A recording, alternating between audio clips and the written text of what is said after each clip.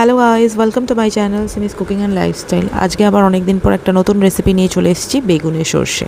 আজকে রবিবার ছিল, তো মা বললো একটু নতুন ধরনের কিছু বানাতে, তো আমি আজকে সেটাই বানালাম। প্রথমে বেগুনগুলোকে লম্বা লম্বা করে কেটে নিয়েছি, তারপর নুন মেশানো জলে কিছুক্ষণ ভিজিয়ে রেখেছি। এভাবে নুন জলে ভিজিয়ে রাখার একটা বিশেষ কারণ আছে।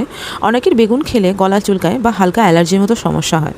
নুন জলে ভিজিয়ে রাখলে সেই সম্ভাবনাটা অনেকটাই কমে যায় এবং বেগুনের কষা ভাবটাও বেরিয়ে যায়। তাই রান্নার আগে এই ছোট্ট টিপসটা অবশ্যই ফলো করো। এবারে নুন জলে ভিজিয়ে রাখা বেগুনগুলোকে ভালো করে পরিষ্কার করে জল দিয়ে ধুয়ে নিয়েছি। তারপর জল ঝরিয়ে নিয়ে এর মধ্যে নুন আর হলুদ দিয়ে ভালো করে মাখিয়ে নিয়েছি। এভাবে ম্যারিনেট করে কিছুক্ষণ সাইডে রেখে দেবো, যাতে মশলাগুলো বেগুনের ভেতরে ভালো করে ঢুকে যায়। সর্ষে বেগুন অনেক পুরনো একটা বাঙালির ঘরোয়া রান্না। কম উপকরণে আর সর্ষের ঝাঁঝালো স্বাদে এই রেসিপিটা ধীরে ধীরে বাঙালির খুব প্রিয় হয়ে ওঠে। আগে এসব শিলে বাটা হতো, এখন সবাই মিক্সার গ্রাইন্ডারই ব্যবহার করে। তো আমরা একটা মিক্সার গ্রাইন্ডারে কালো আর সাদা সর্ষে সঙ্গে কয়েকটা কাঁচা লঙ্কা, সামান্য নুন আর জল দিয়ে ভালো করে একটা মিহি পেস্ট বানিয়ে নেব। তারপর এর মধ্যে একটু টমেটো দিয়ে আবার ব্লেন্ড করে নেব, যাতে একটা সুন্দর মসৃণ পেস্ট তৈরি হয়ে যায়। এবার একটা কড়াইয়ে তেলটা ভালো করে গরম হয়ে গেলে বেগুনগুলোকে আস্তে আস্তে কড়াইতে ছেড়ে দেব। কড়াইতে পড়তেই যে শব্দটা হয় আর সর্ষের তেলের গন্ধটা উঠতে শুরু করে, তখনই বুঝতে পারা যায় যে রান্নাটা কতটা জমে যাবে।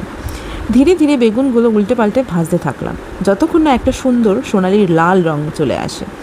ওই সময় বেগুনগুলো দেখতেও যেমন সুন্দর লাগে, গন্ধটা ঠিক ততটাই লোভনীয় হয়ে যায়।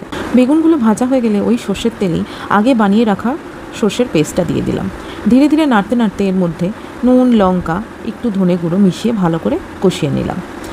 মশলাটা যখন তেল ছাড়তে শুরু করলো আর সুন্দর একটা গন্ধ উঠলো, তখনই ভেজে রাখা বেগুনগুলো আবার কড়াইতে দিয়ে দিলাম।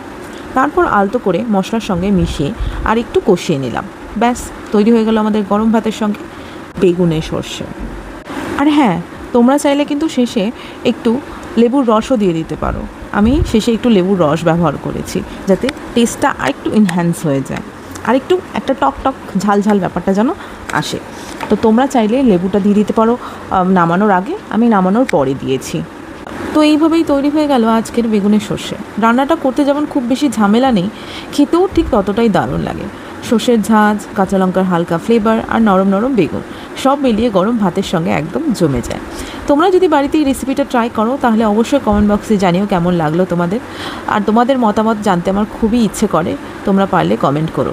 আর যদি ভিডিওটা ভালো লেগে থাকে তাহলে লাইক করে দিও, শেয়ার করে দিও তোমাদের বন্ধু আর পরিবারের সঙ্গে।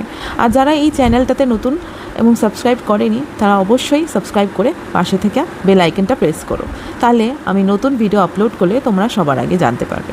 তাহলে খুব তাড়াতাড়ি আবার নতুন একটা মজার আর সহজ রেসিপি নিয়ে তোমাদের